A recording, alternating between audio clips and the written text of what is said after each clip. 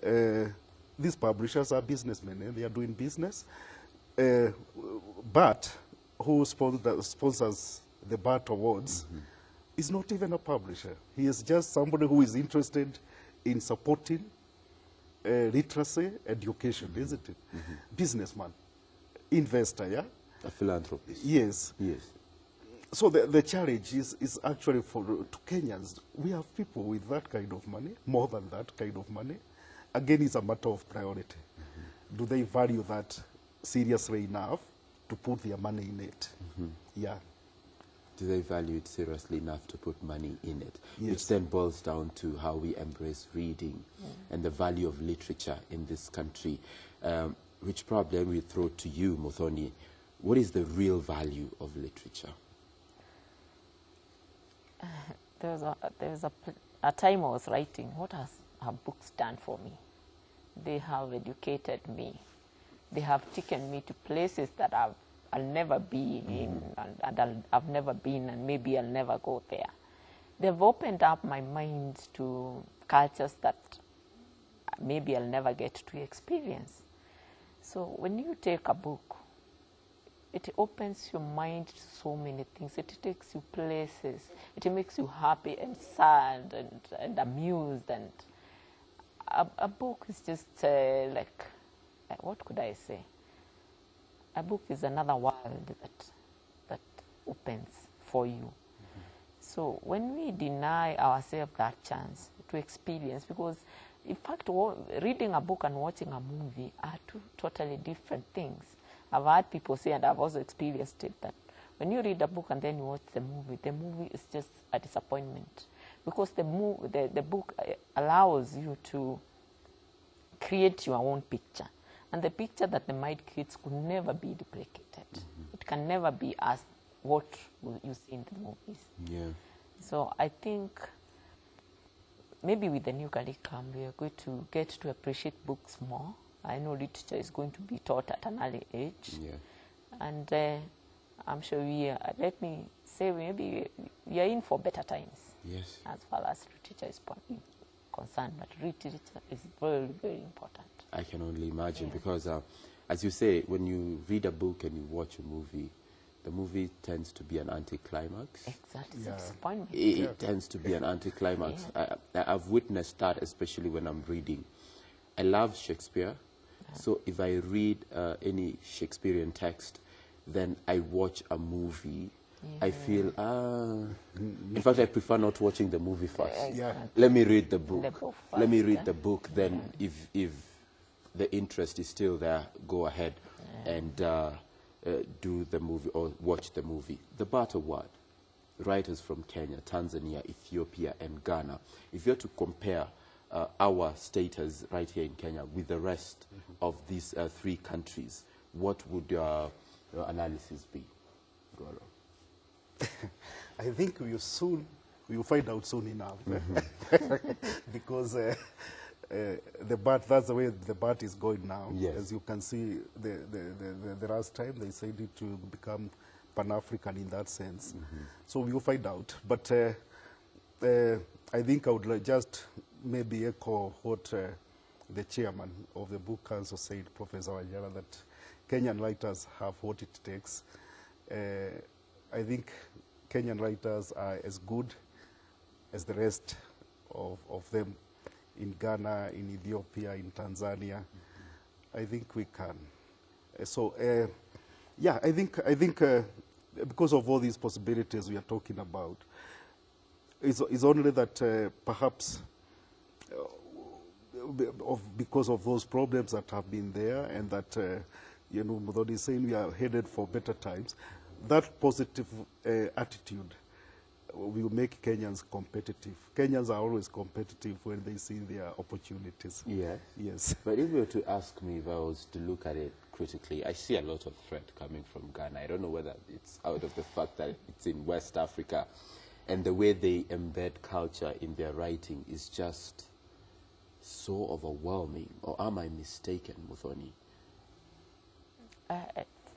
Things are changing, that's what I can say. Things are changing. Things are changing, especially I've seen some very good short stories coming from from Kenya.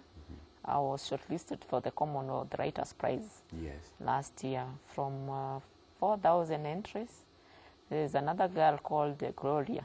She was also shortlisted for the Right Division for her short story among so many Africans. So I think writing in Kenya is blossoming. You're having workshops where people are being taught to write. So I think we are up to the task. We are up to the task. Yes. Are there elements that we could have left out before that we need to think of, even as we embrace the task? Yeah, authenticity. We want to speak the perfect English and write the perfect English. And that just kills us. I think in Kikuyu first and then translate it to English. I never write like an Englishman. So why should I even try? Yeah. I should, of course, strive to write the best English that I can. But the fact that I'm a Kenyan Kikuyu should come through, because you write your own story. You will not write the English story. Write your own story. I think that's what has been lacking in Kenya, that we try to be so perfect and so mzungu. We end up losing our own authenticity. Right. And that comes through in writing. It can be felt. Very stiff, It can be felt. Yes. And that is why I was bringing in the aspect of culture. Because there's some literature you can interact with, especially from West Africa, and you just feel, right, it's written in English, but you feel the culture. In that village. You feel you're in that village. I mean, talk about books like The Great Pool. Yes. You sink into it. Exactly. You feel, oh my goodness, I'm no longer in Nairobi. I'm elsewhere now and I'm feeling this. And at times when you're reading Kenyan texts, you lack that. You lack that, isn't it? True. Writers on set this morning. Don't we lack that at times? Well, let me put it this way. Yeah, you know, yes, well, I know what you're talking about. Yes. I think there's a sense in which sometimes Kenyan writers think about where they came from, their cultures, their languages, as something kind of negative. But when you look at the Nigerians, the Ghanaians, they tend to embrace that identity. And as Boloni is saying here, they let it even shape their language. Well, here it's not very difficult to be told that, well, you know, I know what you are saying, but that's not English. I think that's what we must get over. Yes. Yes. You're saying something else. Yes, because I think there's a way in which we can force the English language. It's an old debate in literature, actually. Yes. We can force it to speak in our languages. Yes, and to express ourselves. And absolutely, when it comes to expression, the most appreciated literature, even historically speaking, is that which did not run away from its identity. Yes. Even look at Shakespeare. Yes. He didn't make an attempt to run away from his identity.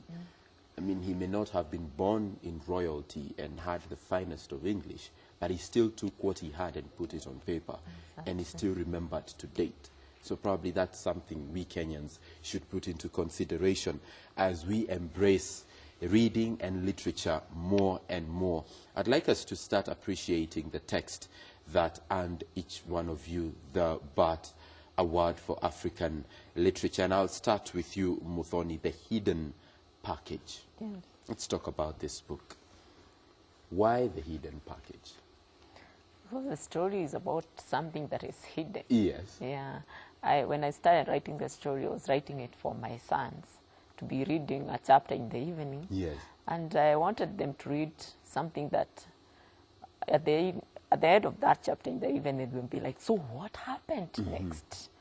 So, and then the hidden package, of course, a mystery, and a mystery will always attract people. Yes. So that's what the hidden package was, actually a rhino horn. But then there are intrigues behind that. How do they even get the rhino horn? What happens after they get the rhino horn? Yeah. And from what I gather is that the characters here, we've got 4 children. Yes. We've got Atieno, Njaria, Wamoyo, and Wasiwasi. Yes. Why those names for those characters? Okay, for Njaria, it was actually a nickname of a boy I was in school with. And so is Wasiwasi. Wasiwasi. Yeah, it's also a nickname for a boy I went to school with in primary school. Yes. For Atieno, I wanted it to be, because I grew up with people in Laikipia and we grew up with other tribes. I wanted to have also a balance that you don't have, if you are a Kikuyu, you always write all Kikuyu characters. Yes. So that was the thing.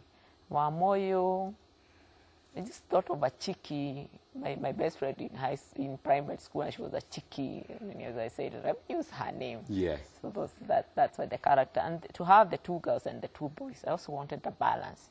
This is an adventure story that is supposed to be enjoyed by the boys and the girls. Right. So the girl should see herself there, and the boy should see herself there.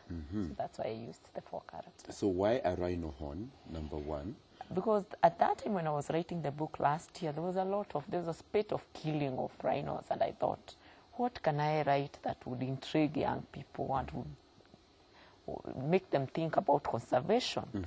So, and I grew up, and I've been brought up in a place where we have national parks. I grew up seeing animals, Yes. so animals have always been part of my life. Okay. And so I thought, let me do something for conservation also. Conservation. Yes. So that also informs the message that underlies the hidden package. Hidden package. But then they find themselves in deadly danger. I don't Yes. expect them, okay, courtesy of the situation that you've just explained, Yes. you may not expect that they saw a rhino horn, then they were in for good surprise. It can only be deadly danger, right? Yes, because poaching is deadly. Yes, it It's is. very deadly. Very deadly. Yes. So congratulations, of course, for Thank this you. text and for winning the award yet again.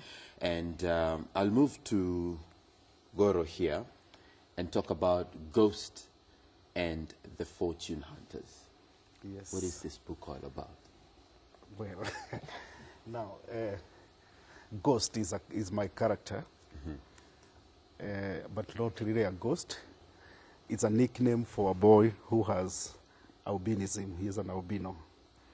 So you know how young fellows are. They nickname you according to, they nickname him according to how he looks. He looks like a ghost. But also, it's not just the color, but also he has other attributes. Like he's the first to arrive in school, that he's always ahead of the others, that when they try to catch up with him on the way to school, they kind of give them the slip, and he's always fast. So they say he is like ghostly. Yeah. But then seriously, the story is about the challenge of a young person living with albinism. Yes. And he's set in Nakuru, where I stay. And he is kidnapped from there by fellows who, you know, they transport him to Tanzania in a coffin. Yeah. Yeah. The intention is to sell him to witch doctors there, because there are fellows there who believe that, and perhaps even here, who believe that charms that you make from body parts of the albinos can bring you fortune and wealth. So he is a victim of that. Right. Yes. And of course, also, one of the things that you've highlighted in this book is competition for love and romance and the effects of this. That's normally my observation of and my remembrance of those years. At that age, they are sensitive to these things. Yes. So, and he is extra. The name, the boy is Kafoshi. He is extra sensitive because he has this tendency. He is sensitive because of albinism. He feels like if something goes wrong, if she doesn't like him, it's perhaps because he has albinism. He is different. Yeah, but that's a normal stage with young fellows. They get excited about that, and sometimes, Mudhoni can tell you that in school, yes, boys will compete even academically because they want to impress a certain girl. Or a certain girl. Yes. Yeah. Yes, they will compete seriously. Clearly inspiration, the both of you derived some inspiration from your yesteryears. because you named your characters courtesy of nicknames that were given to your primary school, fellow pupils in primary school, and you also derived a theme from yesteryears, or how you remember the days back. Yes, but albinism is really a challenge of today. Yeah.